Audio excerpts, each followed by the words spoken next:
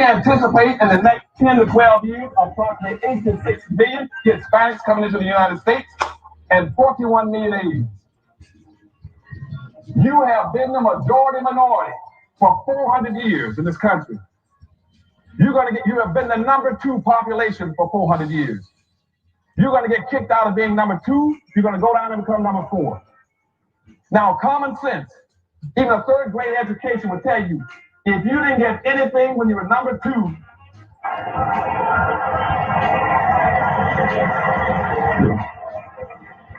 you all jumped ahead of me, but anyway, you can guess what you're going to get when you become number 4. President Biden, do you support reparations? Let me, since I haven't spoken on this, get a chance. Number one, the reason we're the country we are is because of immigration. We've been able to cherry pick the best from every single continent. The people who come here have determination, resilience. They are ready to stand up and work like the devil. We have 24 out of 100 children in our school today is Hispanic. The idea that we are going to walk away and not provide every opportunity for them is not only stupid and immoral, but it's bad for America. They are the future of America. Systemic racism that has plagued our nation for far, far too long. I said that over the course of the past year that the blinders have been taken off the nation, the American people. But what many Americans didn't see or had simply refused to see couldn't be ignored any longer. Those 8 minutes and 46 seconds that took George Floyd's life opened the eyes of millions of Americans and millions of people around all over the world. It was the knee on the neck of justice, and it wouldn't be forgotten. And it's not white Americans' fault, but just a fact. At the very same time that America refused to give the Negro any land, through an act of Congress, our government was giving away millions of acres of land in the West and the Midwest, which meant that it was willing to undergird its white peasants from Europe with an economic floor. But not only did they give the land, they built land-grant colleges with government money to teach them how to farm. Not only that, they provided county agents to further their expertise in farming. Not only that, they provided low interest rates in order that they could mechanize their farms. Not only that, today, many of these people are receiving millions of dollars in federal subsidies not to farm, and they are the very people telling the black man that he ought to lift himself by his own bootstraps. And this is what we are faced with.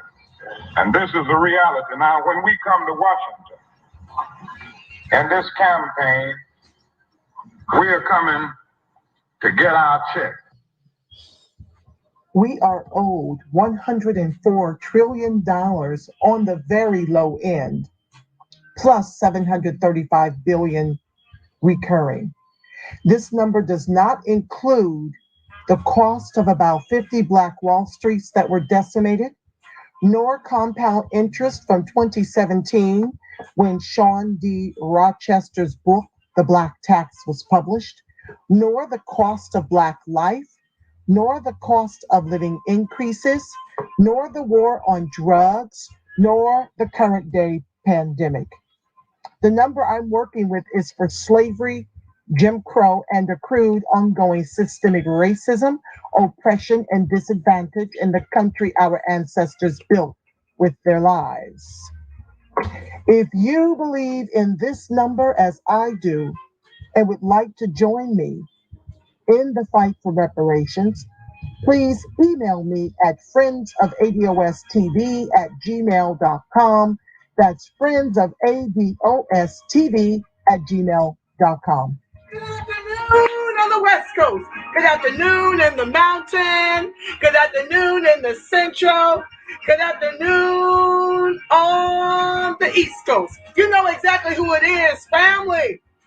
Angela Nirvana, your hostess with the mostest on the reparationist perspective, bringing you those ADOC's hot topics and making the case for reparations, making the case for weaponizing our vote and socializing our suffering. And today, family, It's more of the same.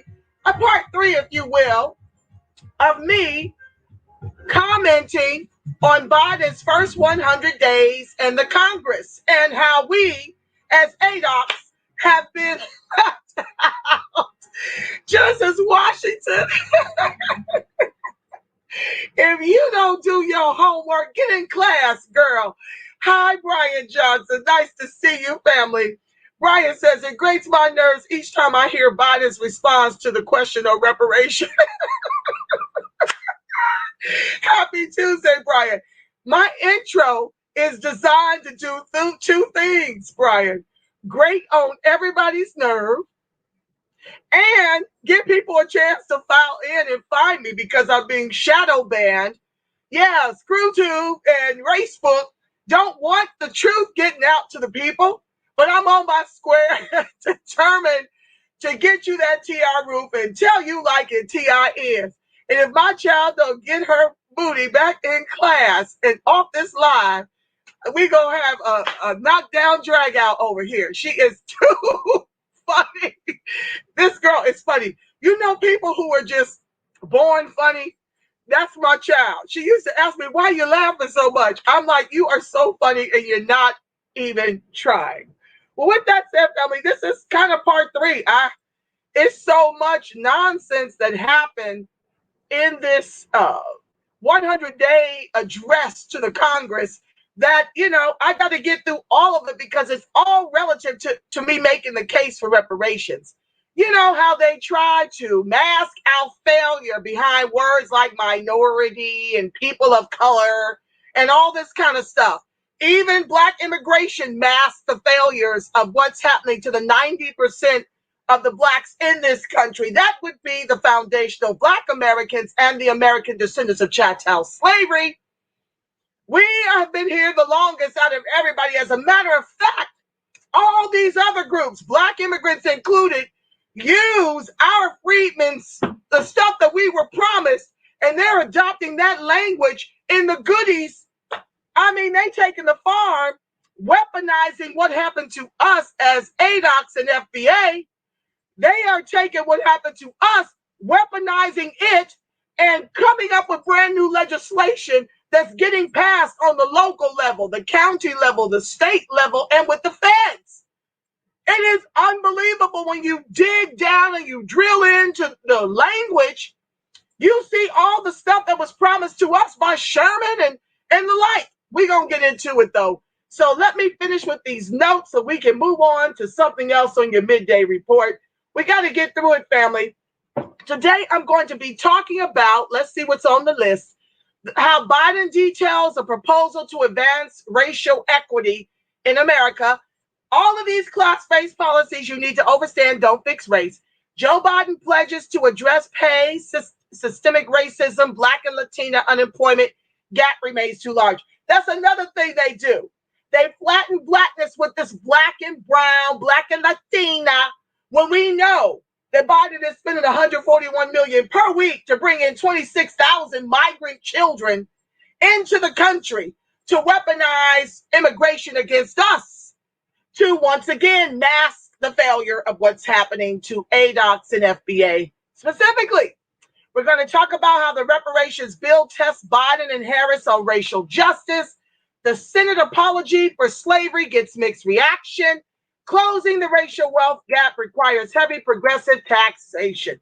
So we'll get through as much as we can. Whatever we don't get through, we are actually going to roll over till tomorrow, child. We'll just keep getting through the articles of all the puckery because you know me, I like to back everything up from legitimate sources. I read from legitimate sources and then I give you my commentary based on what I've come to know.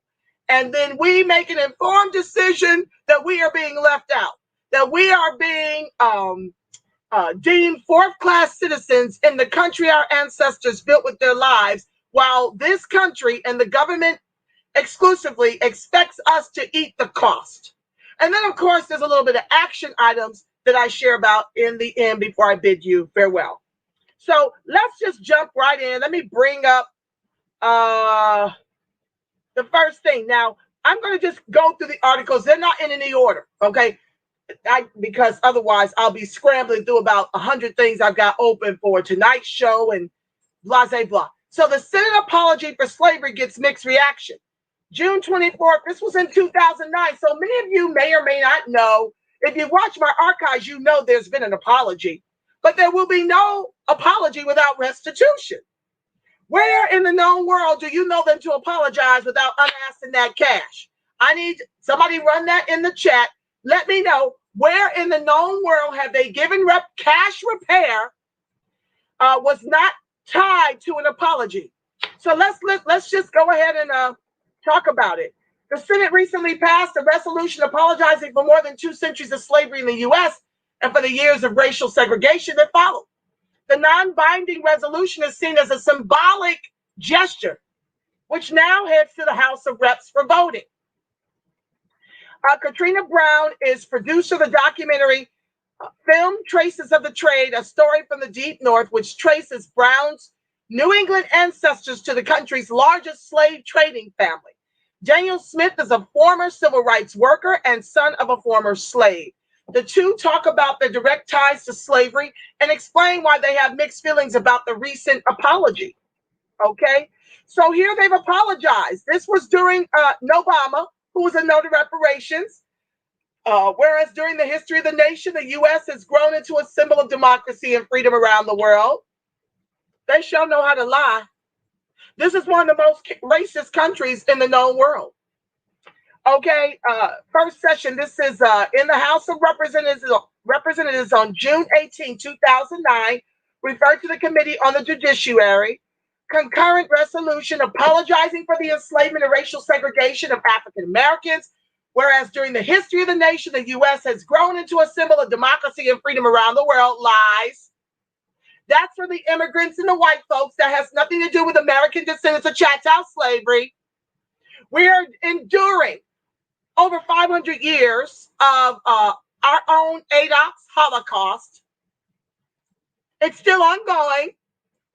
So I know what they like to project amidst the world, but the world is waking up to what's been happening over here. As I mentioned on a prior segment, China, who the U.S., Tony Blinken was trying to get all the way together in Alaska on humanitarian rights, told them, go check with your blacks in the U.S. and then holler at your girl. We ain't got time for that. You don't have any rights coming over here talking to us about humanitarian issues when you've got the Black Lives Matter running rampant all throughout the country, trying to get themselves included socially and economically. Miss us with it, trying to go around and telling us what we are and what we ain't when you got problems in your own backyard. Fix you, America with 3 Ks. Don't come for us unless we send for you.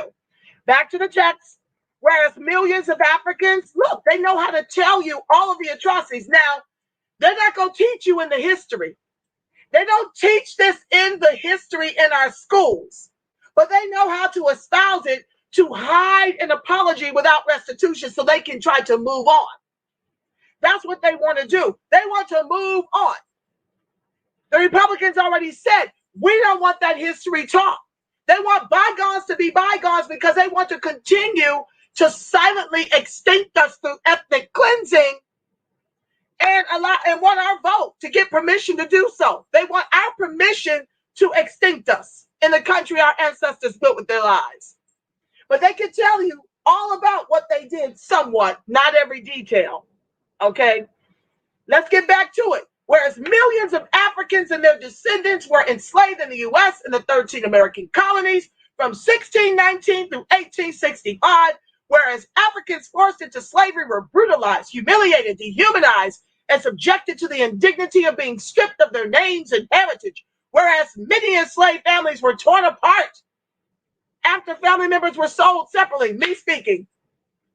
But you're bringing in 26,000 migrant children to align them with their families here in this country. All of this, I'm going to read to you about the Sherman Act. All of this was what was supposed to happen for us, family. We were supposed to be joined back with our families after they sold us and separated us. They separated, then sold us. We were supposed to be getting what the Latinas are getting now. And they've got all of this inherent in the New America plan. We're going to get into it and unpack on your midday wake-up call over here. Okay, back to the text.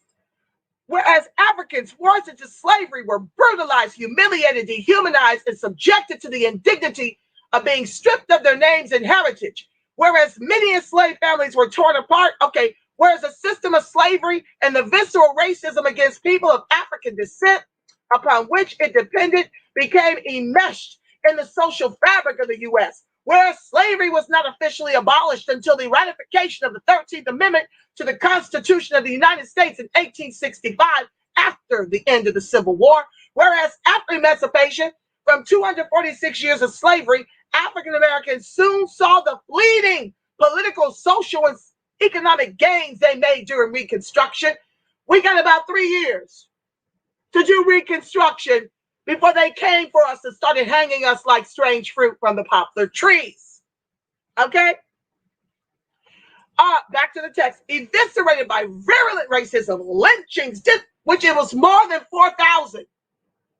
It was more than 4,000 of our people that were lynched. Last count I saw was around 25,000. Anywho, back to the text. Disenfranchisement, black codes, and racial segregation laws that imposed a rigid system of officially sanctioned racial segregation in virtually all areas of life. Whereas the system of de jure racial segregation known as Jim Crow, which arose in certain parts of the United States after the Civil War to create separate and unequal societies for whites and African Americans, was a direct result of the racism against people of African descent that was engendered by slavery. I had a point to make over there. It'll come back to me. Whereas the system of Jim Crow laws officially existed. Oh, I want to tell you that Jim Crow was all throughout the country. Right now, we are giving the city of Manhattan Beach, the city council, Mrs. Hahn led the charge. She is the daughter to Mr. Hahn, the late Kenneth Hahn, who Kenneth Hahn Park is named after. He was good friends with Martin Luther King Jr. She now sits on the Manhattan, well, not anymore, but at the time she presented the bill that's already passed unanimously, she was on the city council for Manhattan Beach, where she brought up eminent domain and how it was used to take Bruce's Beach from the very Adox Bruce. They're in the process of transferring that property back to the Bruces now, 100 years later. So know that this wasn't something that Jim Crow was not just for the South. It was every place, all throughout the country. I just need you to understand that. Moving on. Okay, whereas the system of Jim Crow laws officially existed until the 1960s, it's still going on today, a century after the official end of slavery in the United States, until Congress took action to end it. But the vestiges of Jim Crow continue to this day. Okay, to my point, they didn't lie about that. Whereas African Americans continue to suffer from the consequences of slavery and Jim Crow laws long after both systems were formally abolished, through enormous damage and loss, both tangible and intangible, including the loss of human dignity and liberty. See, so they dismantle it in one sense, and then they build it into new legislation in the next sense by excluding us. That's what's happening right now. Lots of goodies coming down the pipe for the immigrants while we're fighting for reparations. That's why I tell y'all, the gas, your foot needs to remain on the gas, and you need to have a 360-degree view of the institutional systemic racism that enshrouds us as a people. We unfortunately don't have the luxury of just focusing on one thing. We've got to focus on reparations and immediate economic relief, because while we're distracted on the marathon, these immigrants are sprinting to the bag. Do you understand me? They are happy. All distractions are equal. We don't want the reparations fight to be such a distraction that we forget about the immediate relief we need. Speaking of relief, I want to thank you guys for, hi Timothy, hi Babe Rex. I want to thank you guys for your donations. Let me fly my banner for those of you who'd like to contribute to be educating the masses and advocating for ADOX specifically and exclusively. Back to the text. Okay, so I'm making a point here. I'm reading all of the apology and what was inherent to make a very invaluable point here. So just follow along because I got comments. I got to tell you the way I see it. Plus, I got a very big point to make when I finish reading this. Whereas those African Americans who suffered under slavery and Jim Crow laws and their descendants exemplify the strength of the human character and provide a model of courage, commitment, and perseverance. They're shocked that we managed to grow our race, our lineage, from 4 million post-emancipation to over 40 million. They're in shock that they didn't do a better job of annihilating us then. That's really what they're saying in that paragraph. That's what I read. Okay? Whereas on July 8th, oh, my baby's birthday, 2003, no, that's close. During a trip to Gorée Island, Senegal, a former slave port, President George W. Bush acknowledged the continuing legacy of slavery in life in the U.S. and the need to confront that legacy when he stated that slavery was one of the greatest crimes of history. The racial bigotry fed by slavery did not end with slavery or with segregation. Okay, excuse me, but didn't Biden, Kabama, and Uncle Tim, didn't they just say that racism, that America's not a racist country? Woo! The racial bigotry fed by slavery did not end with slavery or with segregation, and many of these issues that still trouble America have roots in the bitter experience of other times. You see how eloquently they can talk about it? All of them can talk about it, but then are no to cash repair. Do you get that juxtaposition I'm trying to make here? I'm trying to show you the correlation between them being able to beautifully espouse the atrocities against ADOX, but HR 40 is empty because they want to do it. They want to be paid $12 million to do HR 40. They want to put a committee together and be paid to do it. Not that our tax dollars don't already pay them to be in the House, to be in the Senate. Not that our COVID relief hasn't given them pay increases. Okay? I think in the last one with Trump, I think the House of Reps got a $125 million pay increase. But they want to be paid $12 million to deliver ADOX a cashless reparations. You see, they want to give us more programs that they give with the left and take away with the right. So I'm going to read it. I'm going to read to you how fully aware they are and how much of a liar both sides of the aisle are when they say America is not a racist country and they're acting, Kabama is acting as if, she's acting as if the racism is a part of the history, not what's ongoing, which is what I'm fighting for repair. For not just slavery and Jim Crow, but accrued ongoing systemic racism, oppression, and disadvantage in the country our ancestors built with their lives. The way she prefaced it when she said that America is not a racist country, it's as if we've got to address our history, our past, as if when we were racist, like it's a past tense kind of thing. Anywho, I'm just pointing it out, telling the TR Ruth. And many of the issues, okay, let me jump. But however along the journey, our destiny is set, liberty and justice for all. We've only been fighting for that for over 500 years as Biden gives protections to the Asians and 80.5 million for their COVID relief, their domestic violence, and their anti-Asian racist investigations.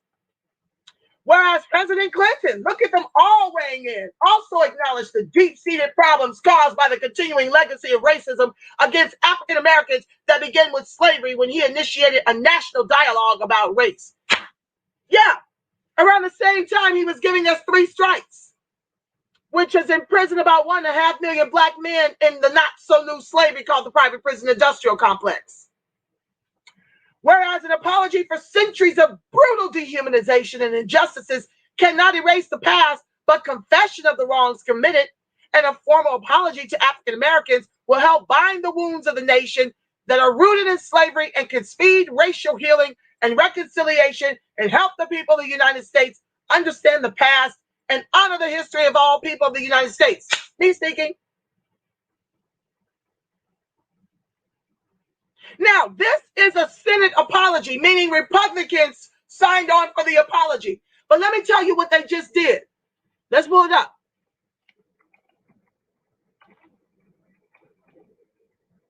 Senate Republicans oppose Black history in schools. Let's talk about it.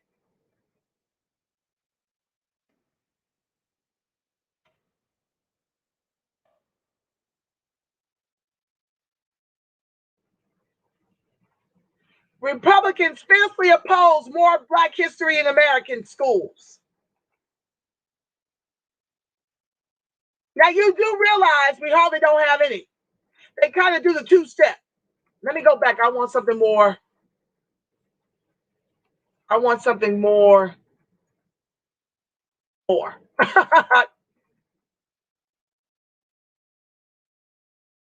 Here we go.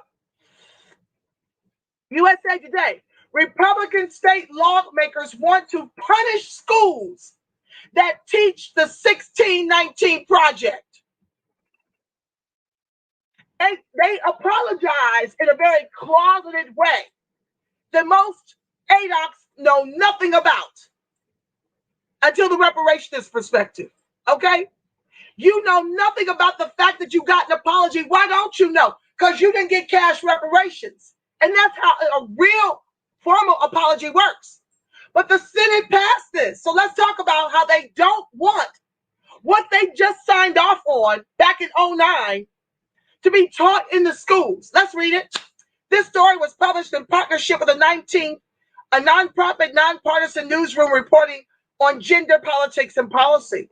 Lawmakers in several state houses this year want to stop lesson plans that focus on the centrality of slavery to American history as presented in the New York Times 1619 Project, previewing new battles in states over control of civics education. They want to continue to lie so that Biden, Obama, and Uncle Tim can tell you that America is not a racist country.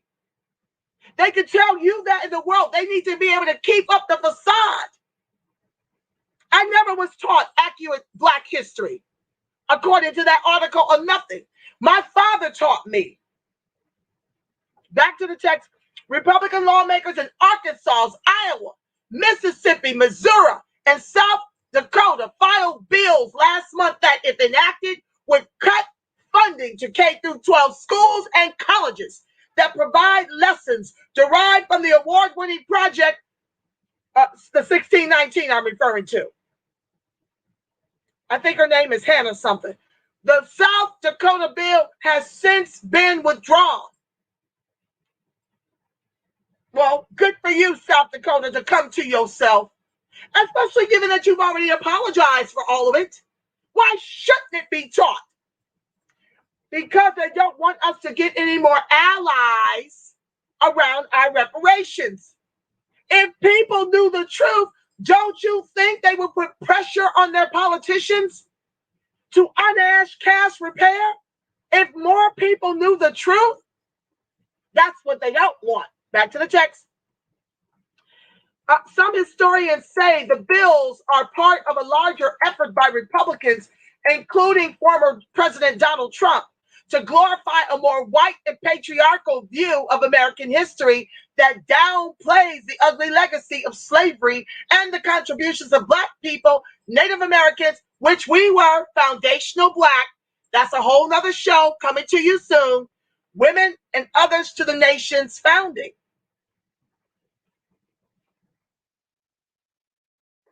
Where's the rest? Political battles have long been fought, largely in education boards, over how American students learn about everything from the Civil War to ethnic studies and health. No, let's talk about how my child's got to know everything about what happened to the Jews, everything of what happened to the Hispanics. But when it comes to Black history, it's very limited. They kind of, circle around the safe aspects of Martin Luther King Jr. They don't tell my child when they speak the 1 week out the whole year on Black history in Black History Month about MLK Jr. They don't talk about that radical Martin that was executed because he went from getting access to toilets and water fountains to fighting for reparations his last 3 years on this earth. They leave the radical Martin out of the history during Black History Month, the one little week that they talk about Martin. Maybe Rosa. The safe stuff. The stuff that's palpable to them. The stuff that they actually use for their own legislation. Okay? But proposed legislation that would penalize schools for teaching curriculums based on the 1619 project signals a new era of policy debate over civics education that may increasingly play out in state legislatures. The project, which was first published in the New York Times Magazine in 2019, and for which its creator, Nicole Hannah-Jones, won the Pulitzer Prize for commentary, marked the 400th anniversary of the arrival of the first known enslaved Africans in the British colonies that became the United States. Me speaking. For you new jacks to the channel, welcome to the live.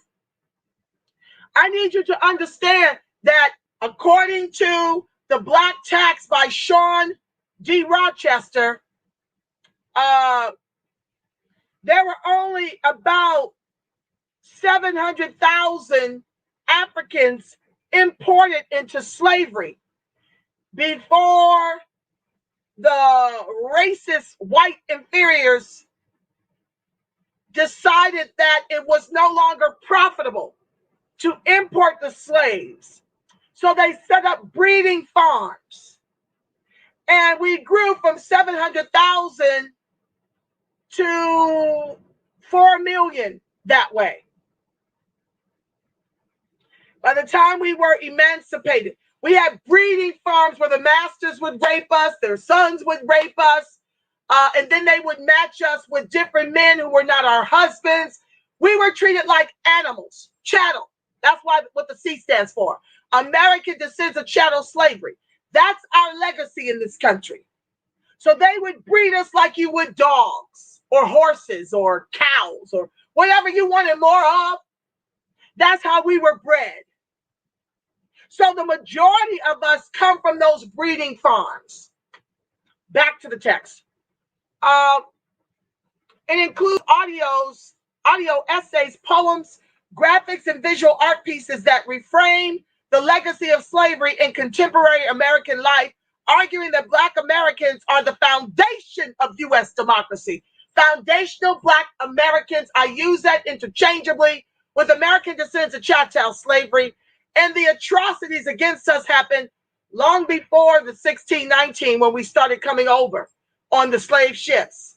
We were here as foundational Black, enduring atrocities from the colonizers. The same thing that happened in Africa when they colonized, that's what happened here in the Americas. That's the part they're not telling you. That's the part we'll dig into on another day. I got to get all that together, bring on my guests to make that point. Anywho, back to the text. And many people believe that what we're enduring right now is modern day apartheid here in this country.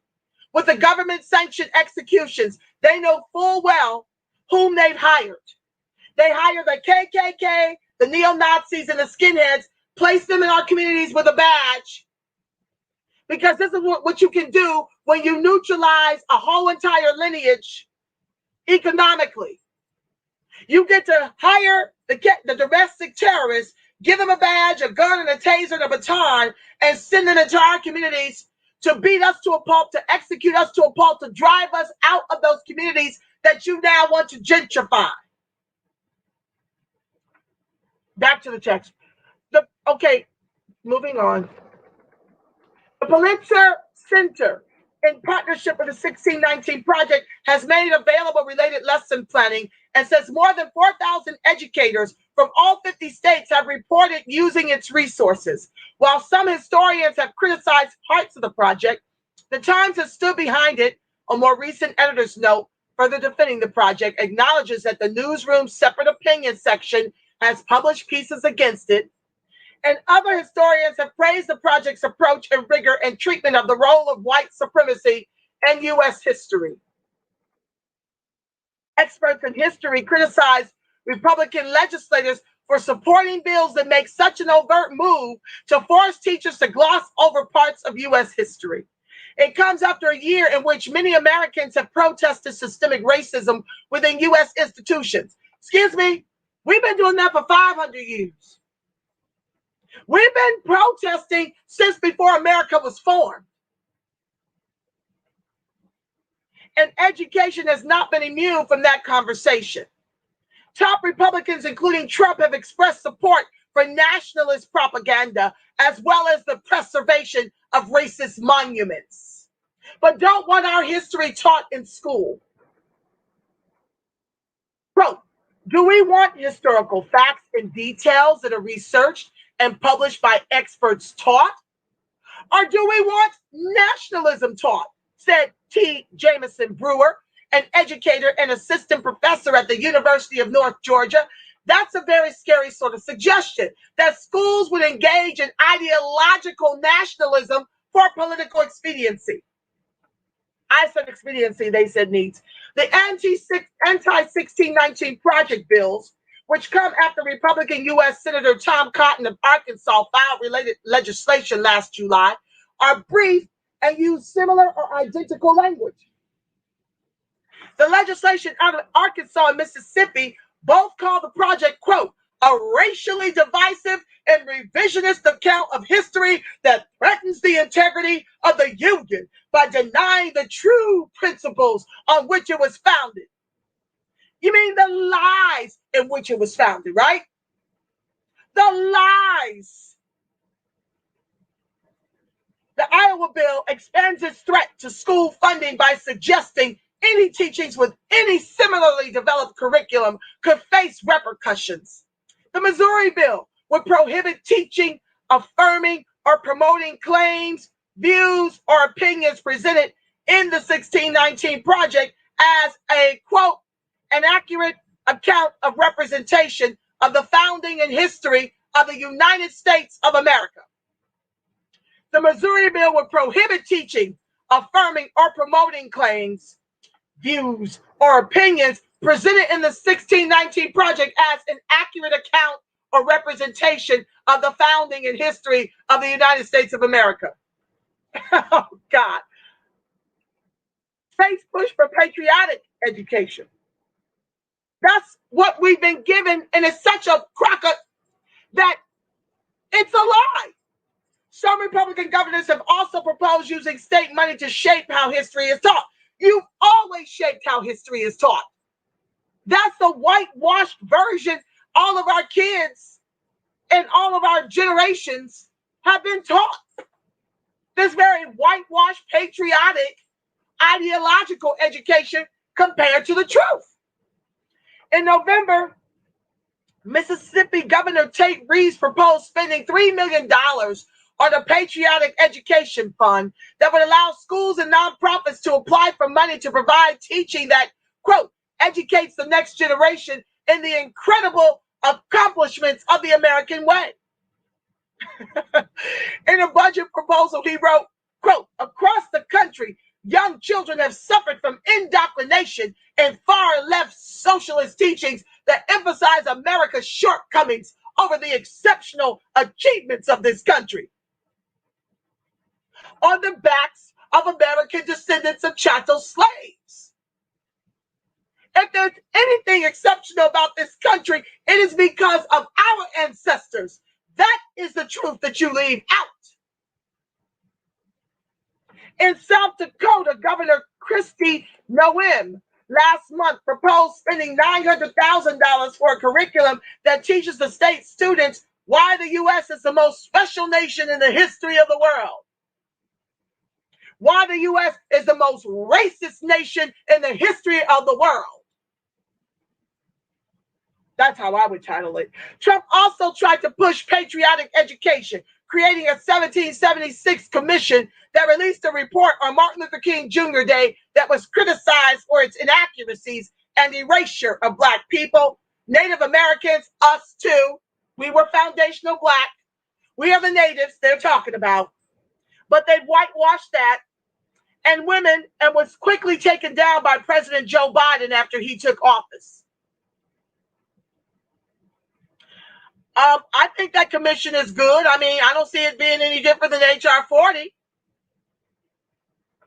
If you're telling the truth. He criticizes for its inaccuracies and the erasure of Black people. So Biden got rid of that. I think what we're seeing is a right-leaning or Republican state sort of picking up the reins, as it were, trying to push forward with that exact same agenda, just at the state level, Brewer said. Sending a message. James Grossman, executive director of the American Historical Association, which represents more than 12,000 historians, has been tracking the anti-1619 project legislation. He expressed concern about efforts at the state level to omit the roles of racism and white supremacy in American history and present day. Me speaking. Oh, you cannot heal divisions by pretending they don't exist, he said. The way to address divisions is to understand the history and the ongoing institutional systemic racism, me speaking, of those divisions. Grossman added that curriculum proposals that appear to be ideological are an attempt to, quote, deal with a perceived sense of this isn't my country anymore by making it into something that never really was. This is how the government can continue its benign neglect. They have lied so much, and I'm here to tell you, Democrats and Republicans alike, just because you believe your lies don't make them true. Caretha Mitchell, an associate professor of English at Ohio State University, noted that several of the bills include language that seeks to address the 1619 project as a revisionist, racially divisive framing of history. But she said race does not intertwine with history only when people of color are involved. I hate the word people of color. Let's keep it a buck. Only when American descendants of chattel slavery are involved. I corrected her. Oh, that's one of the main ways this whitewashing of history happens. We don't even call it whiteness. We call those heroes, founding fathers, Americans, pioneers. We pretend whiteness has nothing to do with those laudable labels. Caretha Mitchell, associate professor at Ohio State, said. That's okay. Mitchell said the legislation on the state house level is aimed at sending a message at a time when Republicans hold more majority than Democrats in the state house, but have lost control in Congress.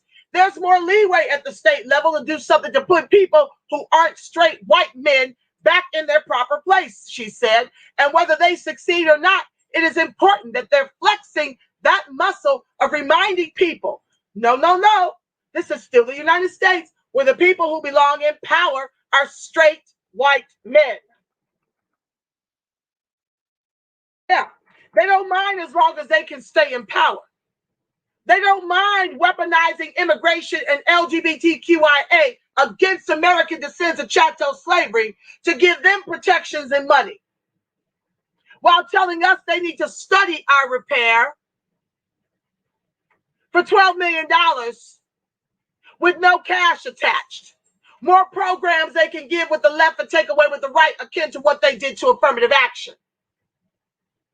They care not what's happening on this level and how oppressive these things are to ADOCs, as long as they can protect the oligarchy on both sides of the aisle. Trust and believe. I told you this Senate apology happened under Obama's watch. He was a no to reparations. You want to give an apology that you clearly hidden, okay? You give an apology, you hide it, and you don't include restitution, no reparations attached, no cash like all the other groups. And then you're a no to reparations while you create 1 million white millionaires on your watch. And over 50% of ADOCs lose the only wealth it's got, its homes. During your tenure, Obama. Now we've got O'Biden and Kabama and Uncle Tim telling you America's not a racist country. You see the Jedi mind trick? You see, you lied to yourself enough that you begin to espouse to the world and to the nation that racism doesn't exist here. That's what happens when you whitewash history. Outlook for legislation. It's unclear whether any of the anti-1619 project bills will become law. Phil Jensen, a Republican representative who filed the bill in South Dakota, told the 19th in an email that he has withdrawn the legislation and is focused on other work, including a resolution that celebrates Black History Month. I guess he had a come to Jesus moment. Quote, I have chosen to withdraw that bill as I do not feel that I can adequately address it as well as I would like to at this time, he wrote. Jensen's, that sounds like a Black man or maybe a white descendant of slave owners. Jensen's Black History Month resolution, which downplays America's involvement in slavery in part by claiming the country has a positive record on race and slavery, has also been publicly criticized. So he's either like California's Ward Connolly, who decimated our affirmative action as ADOCs down here. He is ADOCs, decimated affirmative action for us. Saying quotas for ADOCs' inclusion in education and jobs down here was kind of racist against other groups. We can't even get that undone with Prop 16. So Jensen is either Ward Connolly or he is a descendant of the slave owners. You got a Black History Month resolution which downplays America's involvement in slavery, in part by claiming the country has a positive record on race and slavery. Okay. Skylar Wheeler, a Republican representative who introduced the bill in Iowa, said in a statement, the legislature absolutely has an interest in preventing racist, divisive, historically and factually inaccurate, and politically driven propaganda masquerading as history curriculum from being used in taxpayer-funded schools. Oh my God. Has an interest in preventing racist, divisive, historically and factually inaccurate, and politically driven propaganda masquerading as history. Okay. From being used in taxpayer-funded schools. Don't we as ADOCs pay taxes in Iowa? The Republican lawmakers who sponsored the other bills did not respond to requests for comment. Grossman noted that I told you, when you lie to yourself enough, just because you lie, don't make it true. They believe their own hype now. They have whitewashed this thing so much they actually believe that they are preventing racist, divisive, historically and factually inaccurate and politically driven propaganda masquerading as history curriculum from being used in taxpayer-funded schools. I can't with these crackers. I cannot. With 3 Ks. Grossman, I told y'all the KKK is also in office. You understand that we got the KKK who has been elected as well. I pray you know that. They're not just on the police force. They actually run the country. I'm sure you guys know that. You're a smart crowd. Anyway, back to the text so I can, oh God, I only got about 30 more minutes, maybe 20, 25. Grossman noted that in the 50s, some legislators monitored textbooks to see how the Civil War was being taught, and teachers were accused of being communists. Oh my God, they can't be this dumb. This is why we have to fight to get reparations from the Democrats. Do you see what's going on with the Republicans? They're calling you communists and telling factual, for teaching facts about the Civil War. Oh my God. This is crazy to me. Okay. Back to the text. This is a long history in a way of the most conservative aspects of American political culture jumping on teachers and education curriculum and caricaturing it as being somehow unpatriotic, he said. A decade ago, lawmakers in Arizona passed a bill prohibiting Mexican American studies. Wow. My daughter learns all about it here in California. A federal judge in 2017 ruled the law was enacted for racial political reasons, which made it unconstitutional.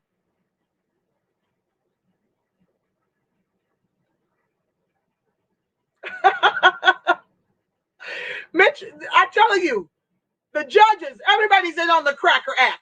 Mitchell credits Hannah Jones, also a staff writer at the Times, for the 1619 Project, having a profound influence on some people's foundational understandings of American history.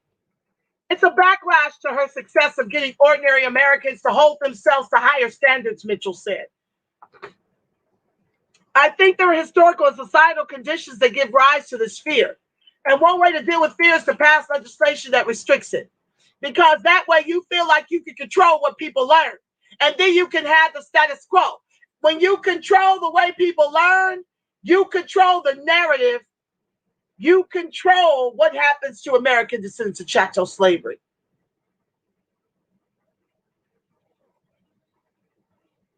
Michelle Foster, professor at the University of Louisville, said that. Hannah Jones, a native of Waterloo, Iowa, who expressed disappointment about a bill being introduced in her home state, told the 19th that she doesn't believe the lawmakers who have filed these state house bills have actually read the 1619 Project. She's right. She encouraged them and others to read the initiative before deciding how they feel about it. Hannah Jones also said that no matter one's politics, she hopes people can agree that an education is about introducing differences in opinion and challenging perceptions.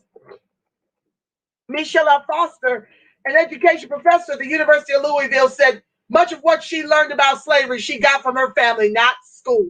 She sees a connection between the Capitol riots on January 6th and the slate of bills filed linking them to fear of a changing country. Of course. I think there are historical and societal conditions that give rise to this fear, and one way to deal with fear is to pass legislation that restricts it, she said, because that way you feel like you can control what people learn, and then you can have this. Then you can have the status quo. Then you can stay in power. You've got enough people saying it wasn't my family that enslaved you. We didn't do it, while ignoring that you benefit from it. This is what happens when you whitewash the history. Back to the other article on the Senate apology for slavery gets mixed reactions. I'll be over there momentarily because we'll just have to roll this over to tomorrow's segment until we get through all of the puckery. Let's see here. Whereas an apology for centuries of brutal dehumanization. Okay, I'm jumping down. Whereas the legislatures of the Commonwealth of Virginia and the state of Alabama, Florida, Maryland, and North Carolina have taken the lead in adopting resolutions officially expressing appropriate remorse for slavery, and other state legislatures are considering similar resolutions.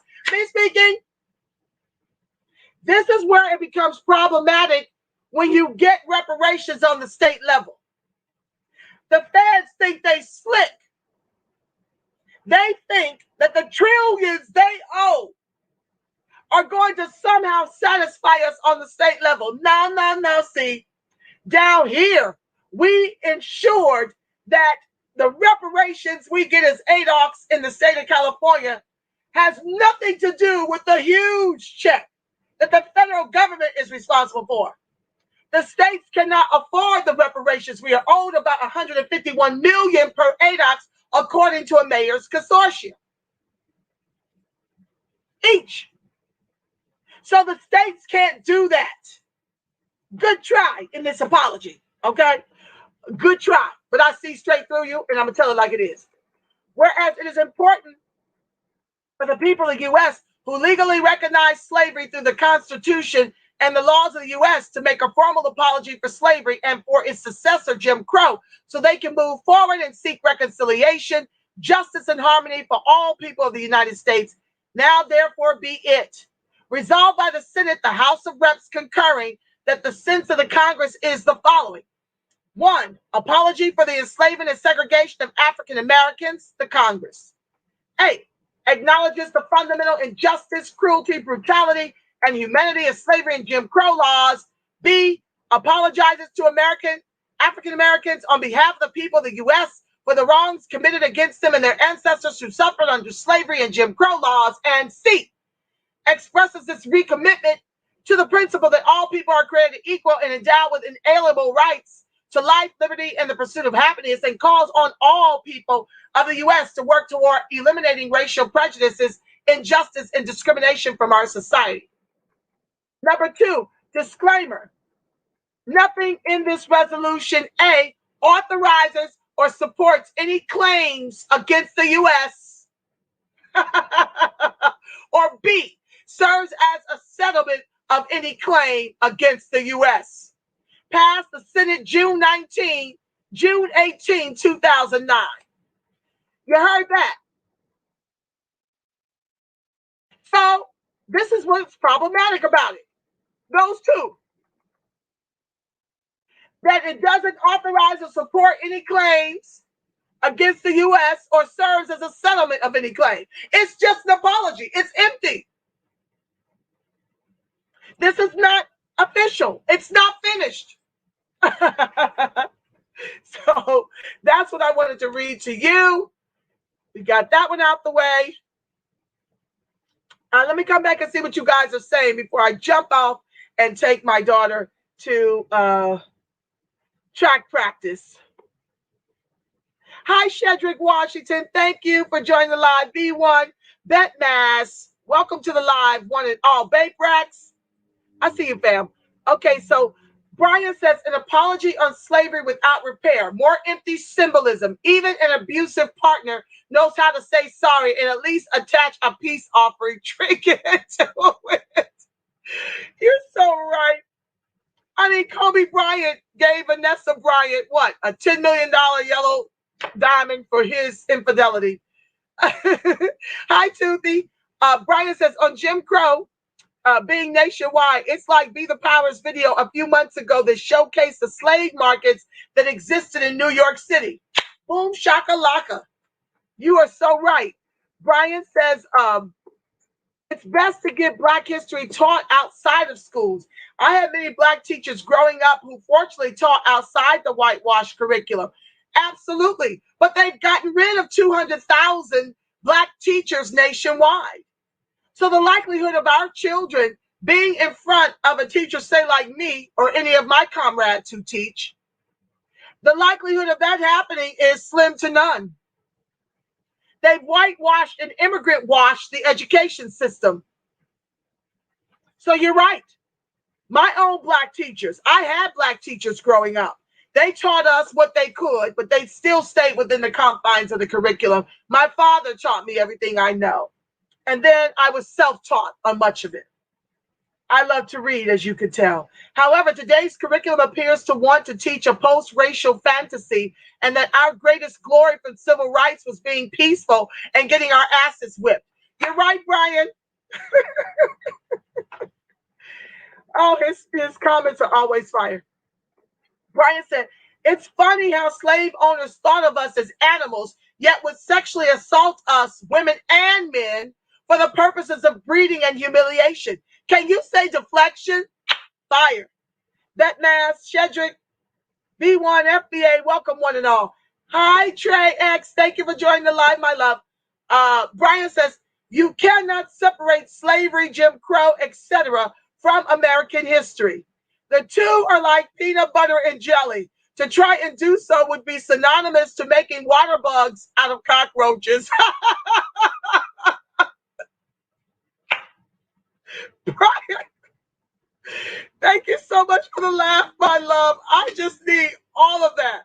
I thank you so much for rolling with the sister. All of you. For those of you who have chat, for those of you who have not, I want to thank you guys for joining this rendition of your midday wake-up call. I'll just roll over the segments till tomorrow and the next day until we finish all of what's been happening with Biden's first 100 days and his presentation to the Congress. All of this ties into the way I see it and how we are still being left out and treated as the bottom, the anchor of America with 3Ks capitalism. I hope to see many of you back this evening for the 6 o'clock anti-Black racism report, the Ida B. Wells series 2.0. We're going to be talking about, let me tell you what you're in store for. Maybe this will incite you to return and bring some friends. Don't forget to like, share, subscribe, turn on your notifications. I'm being shadow banned. So tonight's rendition, I got something new and special. They're trying to claim a mistrial because one of the jurors from the Chauvin trial lied when he said he didn't participate in the marches. Woo, they're trying to, that's a special edition. That's an add-on from a breaking news kind of thing I'm going to include. But we're going to also go over, okay, so tonight's series is called The Executions and Harassment by the White Inferiors Continues, while Joe, Kamala, and Tim tell the world America isn't a racist country. So I'm going to be discussing how no charges for the Tennessee officer who fatally shot Black student in high school bathroom. I'm going to talk about a fact check. Ma'Khia Bryant did not approach the police officers at the scene before they executed her. I'm going to talk about the Columbus mayor who's requesting a federal investigation of the police force after Ma'Khia Bryant execution and other deaths. I'm going to talk about our 68-year-old Black woman who said that the police, they tore her rotator cuff during a 2019 traffic stop. It was captured on video. So that's what you're in for, your treat this evening on the Anti-Black Racism Report. I hope to see you back at 6 o'clock Pacific Standard Time. That would be so great if I could see you guys back here. Don't forget to like, share, subscribe, turn on your notifications. Know that I love you, Black. I love you strong.